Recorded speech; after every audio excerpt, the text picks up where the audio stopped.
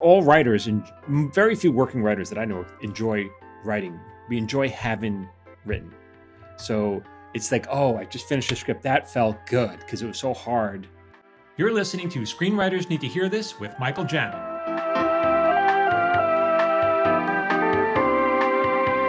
Hey, everybody. Welcome back to Screenwriters Need to Hear This, our podcast. I'm Michael Jamin. I'm here with Phil Hudson. Welcome back, Phil. Thank you. We have a special. It's good to be back. We have a special episode. Phil has been, he's been doing co-hosting this for about a year now, and we've been handling a lot of stuff together. And I guess these are your questions that you've had after a year of doing this. I guess you have your own thoughts about what you want to learn more, even though you're so close to me and we're doing it together. I guess you have more questions. So let's dig in. Yeah. Does that sound right, Phil? Yeah, it's pretty close. I mean, I think it's not even pretty close. It's basically what we're doing today. This thought came to me because, I'm involved in the podcast. I go through the Q&As with you. I hear all of these questions. I listen to a lot of your live Q&As when you do them on social media. And then I look at where I'm at in my screenwriting world. I've taken your course. I've taken other courses. I got a bachelor's degree in screenwriting, story development. And so it's really more the nuanced questions that I have about the craft and career and, looking at where I'm at now, 6 years into my Hollywood career, progressing from a PA to an associate producer and, 3 seasons on a show, hopefully moving into. Yeah, you've come a long way in that time. Yeah, you've come a long way. I know it's humbling to look back on it because it doesn't feel like it at the time. A lot of the time it doesn't feel like getting that coffee or going on that drive in LA traffic at 5 p.m. because someone forgot to send an email at 12 noon. It's kind of hard to remember that. And you've been very helpful as a mentor and a friend to kind of guide me and be a sounding board and talk me off the ledge when I'm super stressed out about all the craziness happening. Yeah. But it's been very helpful to have that opinion. And I think there are some of these questions that reflect where I'm at in my career. I think they'll be helpful to a lot of people at all stages. But for me, I think that, you say there's no intermediate writing. It's all writing 101. This might be more career advice, I guess you could say. Career 101. Okay. Sure. So we'll dive in and just kind of jazz. I'm not a jazz fan, but we'll jazz it a little bit about some of these questions. I'm not looking for anything specific. It's just more your thoughts on these things. Okay. So, as we've discussed on the podcast, I'm a big fan of personal development. And more than anybody I know. Yeah, for sure. Love it. I love growing and developing, and books are my one way of doing that. Mm-hmm. There's a really powerful book by a guy named Josh Waitzkin called The Art of Learning. And one of the things he talks about, he was did we talk about him on the podcast? The name it's not familiar. No. So Josh Waitzkin was the premise, the child behind the book Searching for Bobby Fischer, which became a movie. He was a chess prodigy at like the age of 8, like a international grandmaster by 17. And then he left that and he became a Tai Chi push hands world champion in his 20s. And then he became a Brazilian Jiu-Jitsu black belt. And he coaches hedge fund managers on high level performance. He's a foiler. Do you know what foiling is? Yeah. Like fencing? No. So this is a little bit different. It's like surfing, but then there's a fin that goes in the water. And so you're actually above the water. So there's less drag. So you're going super hydrofoil. fast. Right. Yeah. Okay. So he's a professional foiler now too. And he's constantly mastering different things. One of the things he talks about, it starts with fundamentals. He says most people start with openings in chess or in jiu-jitsu or whatever it is you're doing. He likes to start at the end game, and really say, here's where I'm headed. What happens if I get stuck in this position where there's like 3 pieces on the board? And he talks about you have to learn the fundamentals. And then after you've done it enough times, you get enough volume of repetition in, you get to a point where you start looking at what he calls making small circles, big circles, right? Mm-hmm. So you examine one position in chess or Brazilian Jiu-Jitsu enough, and then you can find 1,000 ways out of that where someone might only have one. And in the world of screenwriting, I think about, okay, here's story structure. Here are the 3 elements of story. Those are kind of the fundamental things you have to know to be able to write a script. But then there's improving dialogue, improving jokes, all of those things. I'm just wondering from your perspective, where are places people can look for those circles? Like, I said a couple of them, act breaks, making those pop, jokes, whatever. Just wondering if you have any thoughts on that. What are those circles where we can spend more time and really develop, or where have you spent time? Oh, sometimes you'll think of sometimes my partner and I were writing, we'll think of what's a bad story. What's a Mm, good version of a bad story? Uh, or you'll watch other shows and you'll see, okay, how are they doing this, and what don't I like about it? How could I do this? We do this all the time. We'll watch a movie or a show, and we'll talk about what we don't like about it and how we would have done it differently. It's just a thought experiment. We won't mm, spend too long on it, and it's not because we're trying to bag on it. We're just trying to think, okay, there must be another way around this. uh, it's very easy. I think it's very easy for new writers to think, well, my first idea is that's the one I'll go with, mm. and that's so not often not the case. Usually before you start writing, you'll explore a number of different areas and go down, and then come back to the one, even if it's the first one is the great one. You'll still explore other areas first, just to make sure that you feel you're on good footing, that you're not just doing the first thing that came to your head. So I think that's one way to open your mind a little bit. That's awesome. Yeah, and you can Do you, watch bad shows too and learn a lot from bad shows. got it. Do you have any specific writing exercises you've done over the year to improve specific aspects of your writing, like again, joke telling or things like that? Well, I've talked about this a little bit. Where when I was on King of the Hill, we just got there, and I was in the joke room that day. So it's like five of us, and we were assigned to punch up like a scene. And I was eager to impress everybody, so I pitched this joke and got a big laugh in the room, and so I was like, oh, that's the winner, right? So they sent me off to the showrunners who were in a different room, and I pitched in this joke, and they go, oh, everyone's laughing. They loved it, and they go, great, come back with five more.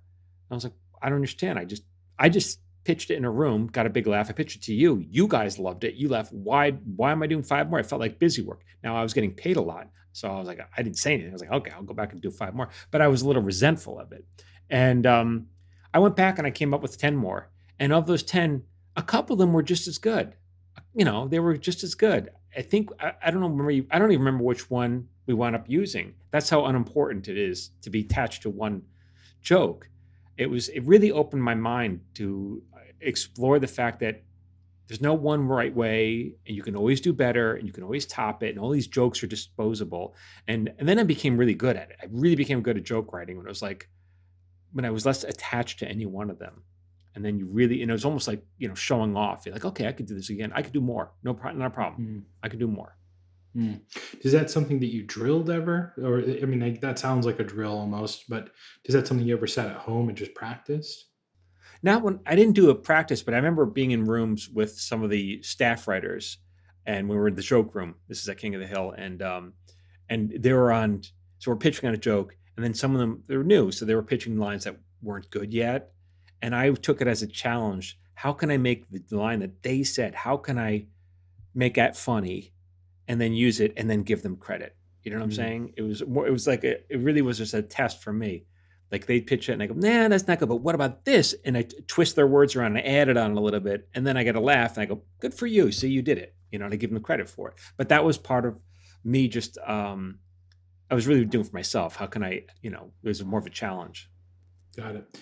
It seems to me from my conversations with you and the conversations on the podcast that the real, and again, this is just speculation. It seems like the real place where you're getting in these repetitions and practicing this stuff is just sitting down with Siebert, your writing partner, and just writing and writing and writing and writing.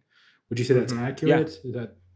Is that the Yeah, drilling I you're mean, doing? we write so much, I don't even remember what we've written. Sometimes we'll revisit an idea from years ago and I forgot all about it. Or sometimes we're writing so much, I forget the names of the characters of a pilot we're writing. Or, because we do a lot of it, we're constantly working. And so, uh, yeah, you know, there's always work to be done. There's always new stuff to come up with. I had that conversation with Steve Lemmy. I was over at his house, helping him with his internet and getting his stuff set up for post for Tacoma FD. And I saw this Mhm. stack of scripts just on his bookshelf. I said, Yeah. "Oh, are those your scripts?" He says, "Yeah, that's a bunch of them I've written." I was like, "Oh, that's fascinating." We started talking about where I'm at in my career and some of the other opportunities I've been offered to go down the producing route versus the writing Mhm. route, and trying to get his feedback. And he said, "I'm going to call BS on anybody who says that they took a producing job and then that stop them from being a writer, because if you want to be a writer, you can write, and you can just write, and you can just find time to write, because that's what you have to do. Mhm. He said, I used to work when I was waiting tables, I'd work 2 doubles so that I had 5 days of just writing time. And that's what I would do. Oh, wow. And he said, I Oh, wrote good. 20 scripts. I've taken 10 out. 4 of them have been made.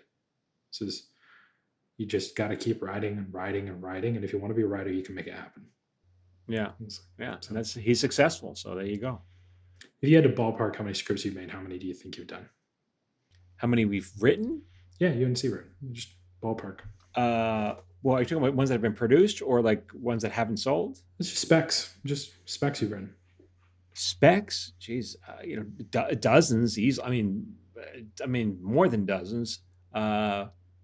Specs that we've. I mean, yeah. So I'm not necessarily scripts talking about like you're on staff and you get a script, but I'm talking more like you and Sievert sit down and you come up with an idea. You're not on a show and you're just writing. Right. And you're writing. You take it out. You pitch it. Doesn't go anywhere. Yeah. Maybe it goes somewhere. Yeah, probably less than 50, but a lot. And Plenty. yeah, and some of them we've sold, and some of them haven't. Most of them haven't. Yeah. Yeah. So just I think that kind of puts into perspective the amount of work you have to put out there to make it. Yeah, 50 may be a little high, but it's a lot. Yeah. There you go. All right. So having known you and your wife for many years at this point, I think one of the things that I appreciate about you is that you really seem to have a really strong work-life balance, right? You talk about how you go on walks with your wife, you prioritize that alone time with her. You raised 2 daughters, you've got what I would say is pretty strong or significant work-life balance. I'm just wondering how you prioritize things in your life. Well, I was thinking about this the other day myself, and I probably would have been a more successful writer had I worked the game, had I networked more, had I gone to more functions and been more social, for sure. But it was just never my priority. I always I like being at home. I like being with my family. I think I'm extremely lucky that when my children were little, those years, they fly by, those little, and I was always home. That I worked. I was just luck that I was always home every night to give them a bath and read them a story. Because on most sitcoms at the time, maybe it's different now, but you could work easily till 10 or midnight every single night. And I got lucky that I was on King of the Hill at the time, and the hours were pretty good on King of the Hill. And so it just so happened that the hours that I needed to be home for my children were the ones, it coincided with my career. But I always put my family above my career. And the only time, if there was any instance, it was only because I needed to do my career so that I could pay the bills, so that I could, but it was never the career. I just don't understand that. Like Tom Brady's, I guess he's probably getting a divorce. Yeah, I saw that today. And it's because he loves football. He doesn't need the money. He loves football more than anything else. And no, that wouldn't have been the case with me. My family comes first. So it's shocking to me, but that's how much he loves football. But there are other writers as well, I know, that feel the same way. Their career is more important to them than anything else. Like, all right. And that's why I don't even put any stock in, awards or Emmys or whatever. I'm like, an Emmy would be nice insofar it would help you get more work and probably raise your quote. But the actual thing on my shelf holds absolutely no appeal to me. It doesn't do anything for me. That's fascinating, because I think a lot of people, myself included, we seek those types of things. We seek acknowledgement, and I've heard other writers refer to it as the good boy syndrome. Like, you just want to be the teacher's pet. You want to prove that you're capable of doing things. So I know a lot of people who are pursuing those things, and they're pursuing clout and fame. But that's something I do appreciate and respect about you. And it's things people don't know about you. I mean, you've taken time during your career to become fluent in Italian. I mean, I've watched you have full blown conversations with Italians, and I get it because I'm fluent in Spanish. You speak Spanish as well, right? Yeah. Right. Yeah. I just love that. I love languages. Yeah, you got a background in marketing. You're probably just as competent as a marketer as I am, if not more so. You helped your wife with her business. You're a businessman, and I think that's a fascinating trait, because I wondered this, because I wondered, it almost seems like you have to be deeply obsessed with something in order to become extremely proficient at that thing in a way that we might consider the top 1% of the top 1%. The Tarantinos, the Favreaus, the Rodriguezes, and those people, they know every film. They know how Yeah. cameras work. They know how lighting works. Favreau's developed this new format for filmmaking with The Void, right? Um, he's taken gaming engines and used them to produce real to life lighting systems inside a contained environment you don't have to be outside for. Like it's wild. I Yeah. wonder I how mean, you balance that in a family. I really do. and see, that's the thing. I wouldn't like. I'm not that driven. I'm just not. And in terms of the stuff that I like learning, I enjoy learning. I was a nerd Yeah. in high school, so all that stuff is like, oh, I can learn a language. That sounds fun. I can learn this little skill set. I like learning, but I don't. It's not that the process of learning is more interesting to me than actually, Yeah. I'm just not driven. I'm not as driven as maybe I thought I would be. I don't need to have, I don't need to be king of Hollywood. It just doesn't. As long as I'm doing I honestly, as long as I'm doing what I want to do, spending the day doing what I want to do, and I don't need to make a ton of money. It's not the money that's driving me. It's the fact that I get to spend my days doing what I want to do.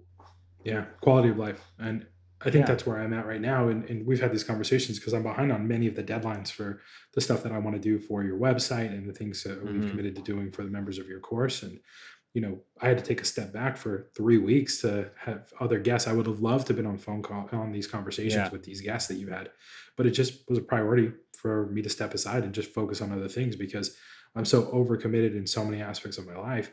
I'm literally not doing the things I enjoy. Like I enjoy doing this, and I told you this, I enjoy doing this podcast more than most things I do in my life. And I Really. had to take time away from that to But get that's caught your up so thing. that I could focus on those things. But you're also a pleaser. You enjoy helping people. That's your thing. Yeah. And sometimes you bite off more than you can chew because you want Mhm. to, that's part of you get joy in helping people, Sure, you I know? do. But it's this balance aspect of, if it's being detrimental to my time to write and I'm not writing, then what am Yeah, I there's doing this that. for, right? Why do I live in Right. LA if I'm not writing? Why am I Right. working in post production on a TV show if I'm not writing? And then Right. it's that balance. And then at the same time, I've got a daughter that I just love to death, and I've got a son on the way And very another. shortly. Yep. 6 weeks Yep. out from this point. So Wow. yeah, it's fascinating, and it's something that I just really appreciate about you is it seems like you have this work-life balance, and it's I would say that despite the fact that you're saying you're not driven, I mean, again, I'm you're not, I, always writing, yeah, always writing. right. But I'm not doing the things and I have no problem with it. I don't have any regrets, but I'm not schmoozing. I'm not making the circuit. I'm definitely not and I know there are writers who do that, who are always looking, oh, how can that person help me? How can I spend time be in their grace to advance my career? I see it and it doesn't appeal to me. So, Yeah, really fascinating. So it kind of brings up the next question I had here, which is about relationships. mhm. You've got beautiful relationships from a career. That's why a lot of these people have offered to be on the podcast with you, and you Yeah. ask them, and it's not for personal gain. I mean, just listening to the introduction to Rob Cohen on the podcast, where you describe him as a friend, it was a beautiful Yeah. thing, and it makes me emotional thinking about that deep level relationship with someone you've worked with. Yeah. And I'm just wondering, like, what do you do to cultivate and maintain those great relationships with these people? And that's another hard thing. Like other people would probably do more. I know other people would do more. So I've worked with writers and I've been friends with them. And then when you leave, the show gets canceled. You go on to a different show. Then you kind of go your ways. And it would have been smarter of me to continue cultivating many of those relationships. But life gets in the way. My family gets in the way. I'd rather be with my family. And so it would have helped me more had I done that. But this is what I was willing to do. Uh, but there are a handful, of course, that I still maintain, a connection with, your closest ones. So those are the ones that, I hang on to. All right. So this is something that I think about a lot too. And I think one thing that I'm really good at is I'm really good at learning things. I'm really good at understanding things and conceptualizing them and reducing them Hmm. down to a very simple to understand, palatable process. I remember the first time I met you in person, I came out to Twirly Girl, your wife's company in downtown LA. And we were just kind of talking when I got there because I was helping you guys with something. And you were like, so do you have like a degree in computer science or something? I was like, no, I'm a college dropout at the time. I wasn't even in film school at the time. Yeah, you knew a lot about a lot of different things for websites. I mean, like you knew a lot, you Yeah. know. And it's just because that's just a gift that I think I have is I can take these things and I understand how to think about them and ask the right questions to the right people. And then I'll put in the time and I'll beat my head against the rock to figure out how to do it to the point where I can kind of guess almost like a principle of like how things are going to work. But knowledge is not wisdom. Wisdom is the application of knowledge. And I think about how much time I spent learning the craft of screenwriting and learning how to do this stuff and so little time doing the craft of screenwriting during that time. Yeah, you got to continue. Yeah. I was wondering if you had a ballpark ratio of how much time someone should spend learning versus doing. Because just doing doesn't mean you're going to be successful, and you can continue to spend your time. But as we talked about on a recent podcast episode, just because you've done it doesn't mean it's good. And you might need a pro to teach you how to do it. Yeah, I mean, I think in the beginning, I would probably say half and half. You'd probably have to study and then continue to write. But writing that's how you get better as well. I mean, even when I was putting together my book, I look at some of the early stories and I compare it to the ones towards the end of the book, and I'm like, I got to go back and rewrite the beginning ones because even while I was writing the book, I grew as a writer and I got better, and I can see it. I can see it, and that's only because I continued working. Writing. Hey, it's Michael Jamin. If you like my videos and you want me to email them to you for free, join my watch list. Every Friday, I send out my top 3 videos. These are for writers, actors, creative types. You can unsubscribe whenever you want. I'm not going to spam you, and it's absolutely free. Just go to michaeljamin.com/watchlist.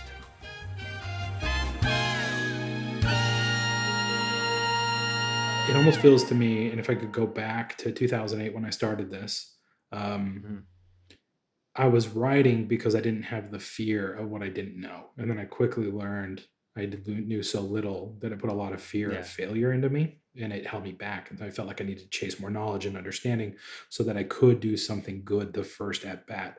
And that's something you always said was writing is rewriting. And what you refer to the first draft, right? It's the pardon the language, it's the shit draft or the crappy draft or the vomit draft, as I've heard it called. And that's exactly what I just saw in this interview that Aaron Sorkin gave. And I was like, yeah, he said the same thing. It's always about the second draft. It's like, yeah, but that's not like, it's not me and Aaron Sorkin believe this. It's me, Aaron Sorkin, and every other working writer believe this. So it's all the same. Yeah, but to that point, you have to get it out and you have to practice it. So if I could go back, rather than obsessing about knowing everything, I think I would start and I would learn something and then I would practice that thing. And I would practice that thing 5, 10, 12, 100 times. And then I move to the next thing and I'd practice that thing over and over and over again. And I think what's beautiful about what you've done, and again, for anyone who wants to know why you have a screenwriting course, I pushed you to because I wanted that information out of your brain. And I think what's so beautiful about it is you've conceptualized from start to finish, here's what you need to know and understand to be a professional writer. You need to understand these 3 story points. These elements have to exist in your story. And most of the time we have problems because you're forgetting one of these things, or they're not plus, they're not great. They're just okay. And you have your story structure. You have all those beautiful things in there that you can go in and just learn something and practice, then move to the next thing and practice. And I just had a conversation with another student in your course, Kevin, who I consider to be a peer at this point. He's a script coordinator on another show, and we've been holding each other accountable in our writing to get better all year. And it's been really, really powerful in having that working relationship with someone. Yeah. But that's the conversation is like, I almost feel like I want to come up with 12 to 100 different story ideas that could be plot, stories. And then I want to move to breaking stories. And I just want to break 100 stories and then move to the next step and then move to the next step. Right. Just so I can hone that skill to get it to some muscle memory there. 100 would be a lot to break, but yeah, I know that's an exaggerated number, but that's my ridiculous brain. But even 12, right? Do 12 of those, Yeah. So yeah, for sure. Anyway, I think that's the advice I would give people who are wondering what they could do to be more successful faster is just learn the fundamentals and practice the fundamentals and drill, drill, drill as much as you can. Mm-hmm. Yeah. You know, Yeah. you talk about the power of being a professional, which is you just show up and you write, even if you don't feel like it. And I'm fortunate enough to have clients who are Navy SEALs who wrote a bunch of New York Times bestselling books. And one of those guys, Jocko Willink, he has this saying, discipline equals freedom. And he's like, you think discipline will hold you back, but discipline will actually set you free because you're not mired in emotion and you're not dependent on motivation. It's just, this is a discipline and I do it no matter what, because I am the master of my body, or I'm the master of my not inhibitions, but your desires. And so you do it. You seem to me to be very much that type of person. You do it because it's a discipline. Do you ever look at rewards as a reason to do something? Like, you have any rewards you provide to yourself? Just when you said this, I was like, oh yeah, I went for a run. I run 3 days a week. I used to do more, but 3 days, like now I do other stuff. And then I run past the same guy, Henry, who lives in my neighborhood. And I see him almost always because he's outside his house. I'm always at the same time. We always talk for a little bit. And he's like, boy, it's like clockwork. You're always running. And I was like, I guess so. I don't even think about it. I just, every other day, I just go running. It's like, I don't even, it's just the discipline. I just do it. There's no excuses. I just do it. But in terms of the reward, you'll never get to the reward. Like I heard Stallone say, he said, like, this is what life is. You build a mountain, you climb to the top, and then you build another mountain to climb. So do you ever get there? No, you'll never get there. But the journey is that's what it all is. It's just, that's all part of it. And even now I have things that I'm chasing, putting on my one-man show and making that bigger and taking on the road. But I see other people who are doing it more successfully than I am, for sure. And that's my hill I'm building. So yeah. Got it. So for you, it's almost the cliche, I would call it a cliche saying of the joy is in the journey. Do you actually find that joy in the journey, or do you have, there's a guy he talks about this.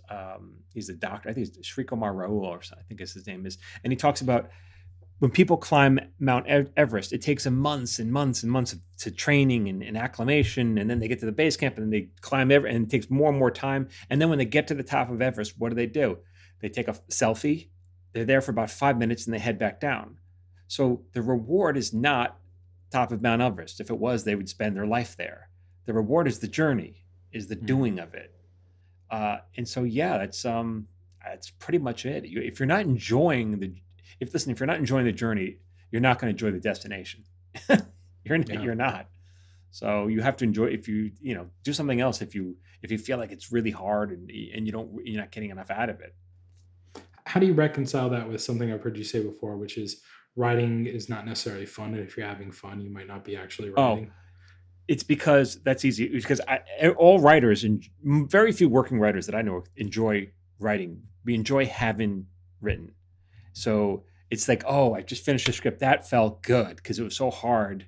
I guess you're saying, well, is that the destination? Having finished the script. I guess to me that's part of the process, as opposed to the deal or the show you've. Sure, it's the high, the runner's high, right? It's a benefit that you get from doing it. It's not the thing you chase, right? Yeah, you don't run to get a runner's high. It's just a benefit. And I think when I was asking about rewards, I think what I was really asking is, like, do you ever set a milestone and say, when I do this, I will reward myself with that? Because, and let me preface this by saying, I feel like I might be too smart for that system. It's like, weight loss. Like, oh, if you hit this bench start, you can go get a pizza. It's like, but I could just go get a pizza. I could go do that right now. And so that system's never worked for me. And so what works for me more is not focusing on what I necessarily want to get out of it. It's what I don't want or don't want to continue to endure, if that makes sense. Yeah. That causes a lot of change for me. I'm supposed to, I know what you're saying.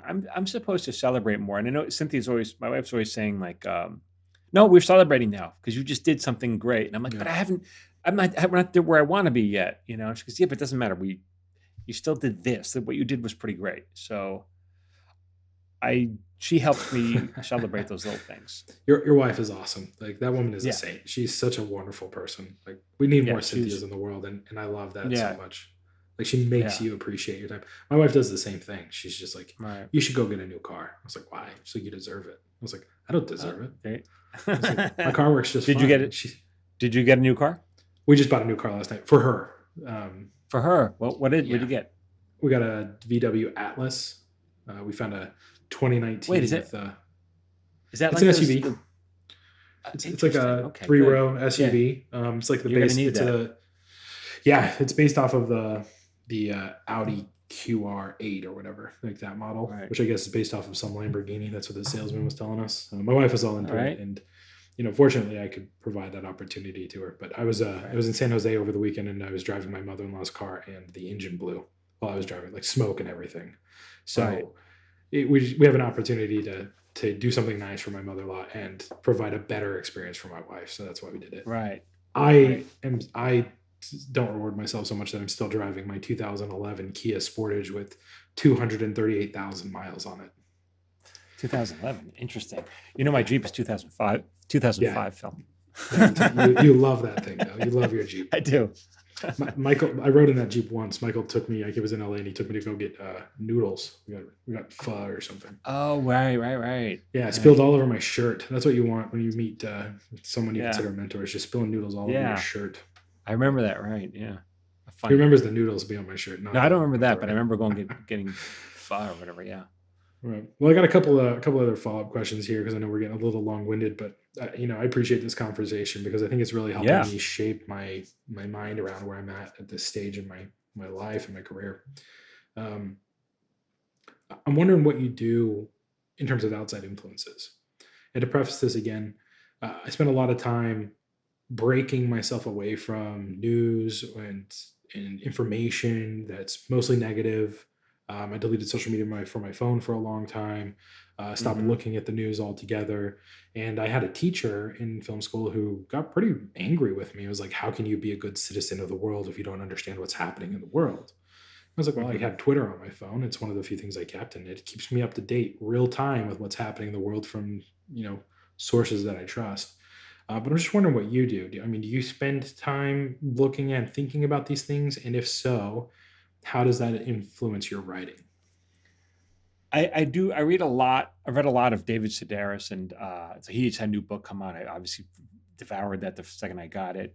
I'm reading another writer, a book by a guy named Ocean Vuong, and I love that his title of his book. It's "On Earth We're Briefly Gorgeous," and I'm like, that's perfect. Like that title, "On Earth We're Briefly Gorgeous." Think about that. That. The rhythm is perfect. On Earth We're Briefly Gorgeous. And what does it say? It says, it says, but maybe we're gorgeous somewhere else. But on here, we all have a moment to shine. We all have one, but it's brief and it's fleeting. I just love, man, that guy. And just listening, I've heard him on a couple, not a podcast, but a radio interview. And I'm like, and he's young. And I'm like, man, this guy's a freaking poet. He is a poet. And so I'm reading him and I'm really appreciating the way he writes. I'm not going to use any of it. It's not going to influence my writing at all. I just appreciate, there's no place for it in what I do, but I really have a strong appreciation for what he does.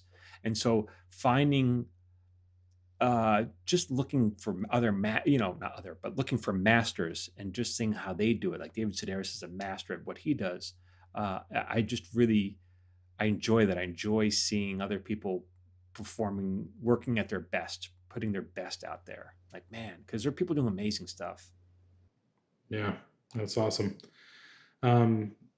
Similar to this, if that stuff's not affecting you, do you feel that it inspires you to do better? Like, does it push you to reach for that next ledge, climb to that next limb?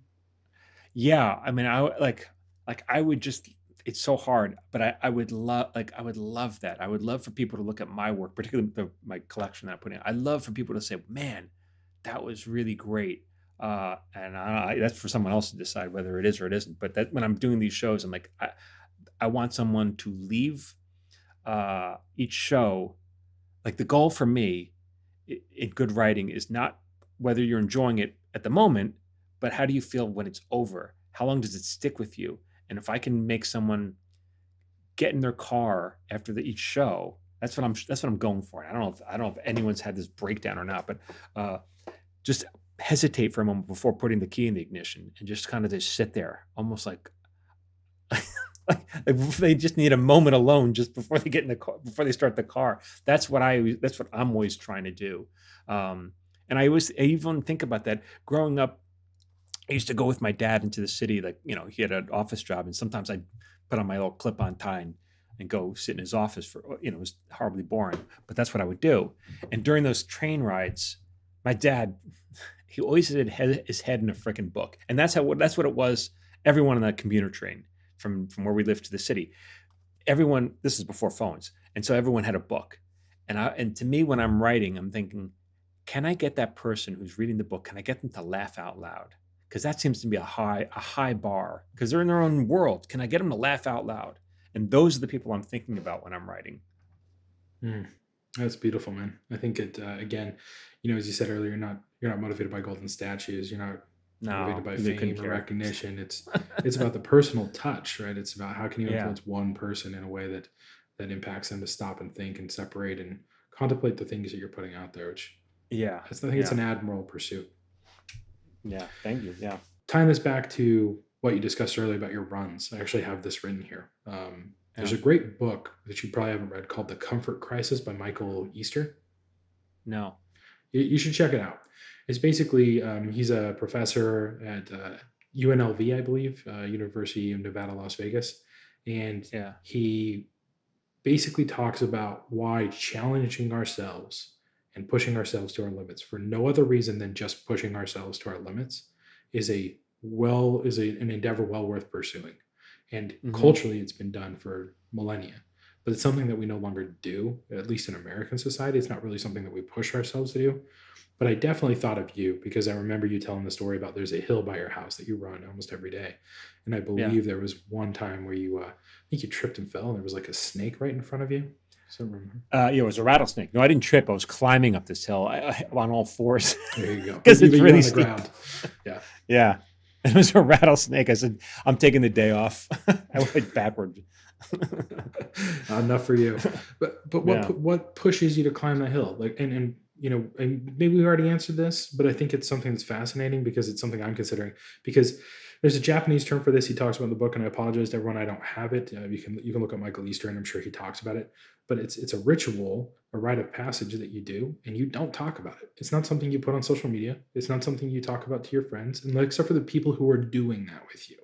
It's not about cloud or virtue signaling or showboating. It's something you do in the privacy of your own home or by yourself, just for you.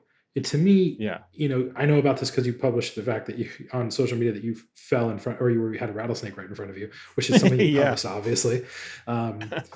But why do you run the hill? What makes you run up the hill?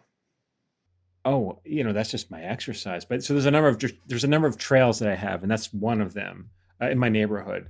And that's just one of the trails I do, and it's a fun one. But it gets so steep in that one section that you can't run it. You have to crawl. You have to crawl up for a couple yards.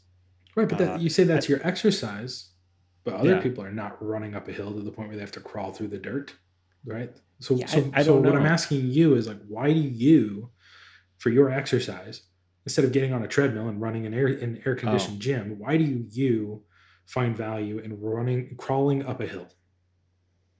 I don't. As Michael Jamin, not generally, just you as a person. Because again, I thought of you when I read this book, and he's talking about like hunting caribou in the Alaskan tundra for 40 days, at the point where he loses 15 pounds of body fat because he's starving. Wow. At this one hill, when you get to the top, it is like you're done.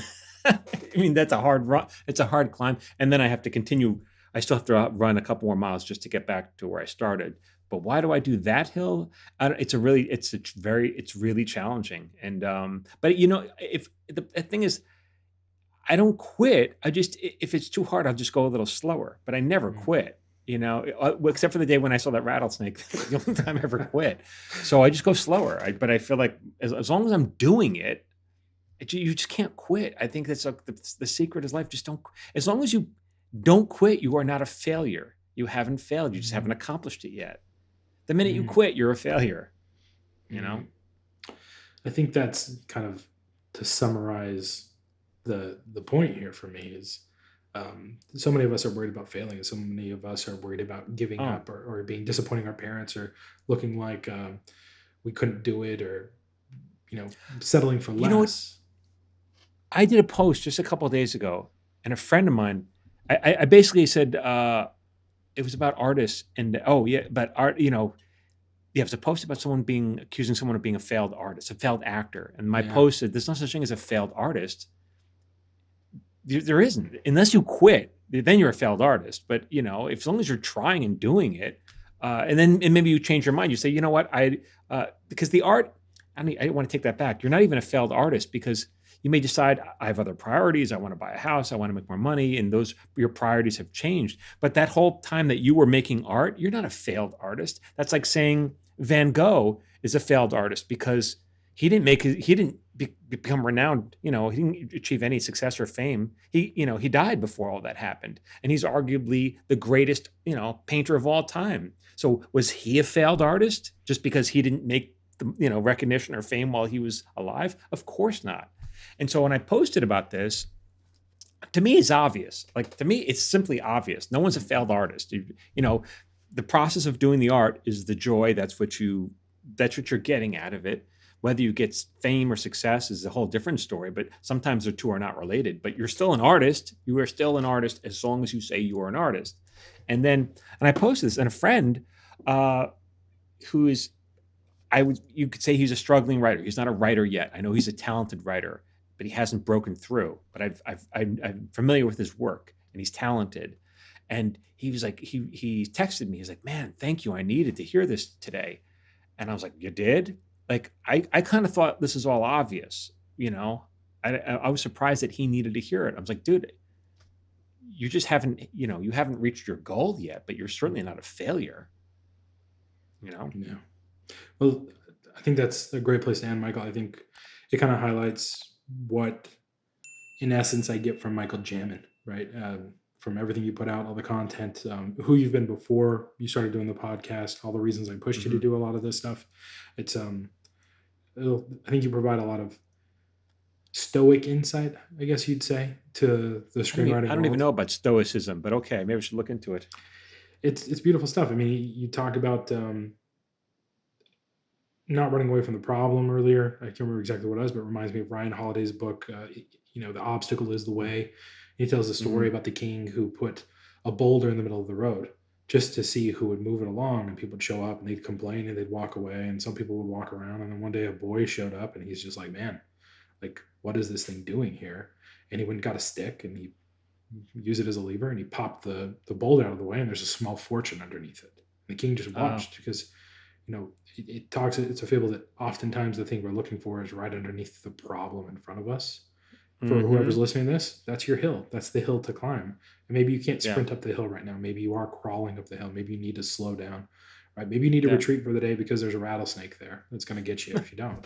But it's worth continuing. It's worth pursuing. And it doesn't have to be about the fame and the fortune and the success. It's about the joy of the process and the achievement and making that new mountain, like Sylvester Stallone said. So, Michael, thank you very much for being that inspiration for me and the example that I think so many of us are looking for, even though you don't want to be that. I think it speaks to the way you are. I'm glad I can be help and some service in some way. But thank you, Phil. Thank you. A couple things. You have Paper Orchestra coming to Boston. Yep, coming to Boston, and we're doing another show in LA. So Boston, November 12th and 13th, and LA will be the month in December afterwards. So for tickets, go to michaeljamin.com/live. And it's a stage reading of my forthcoming collection of Paper Orchestra. It's about an hour, and we have a Q&A at the end. And people really liked it last time, so I'm doing it again. You said you don't know if anyone stopped and thought in their car to think about what you said, but after your last performance, we received plenty of emails from people raving about Yeah. how it made them. It was thought provoking. It did exactly what you're hoping to do. Yeah, it did for at least a couple. So I'm happy about that. I know people, they told me afterwards that it changed them a little bit. So I was like, that's sweet. So if you are looking to be changed, go to that. Go to Paper Orchestra. Thank you. Outside of that, the usual stuff, you got the free lesson at michaeljamin.com/free. You've got the watch list, michaeljamin.com/watch list. Your course, michaeljamin.com/course. And a treasure trove of beautiful information in social media at Michael Jamin Writer, YouTube, TikTok, Instagram, Facebook. You're kind of everywhere. And go get it, everyone. Lots more beautiful stuff coming out. All right, everyone. Thank you. Until next week for our next podcast. Thank you so much. Okay. This has been an episode of Screenwriters Need to Hear This with Michael Jamin and Phil Hudson.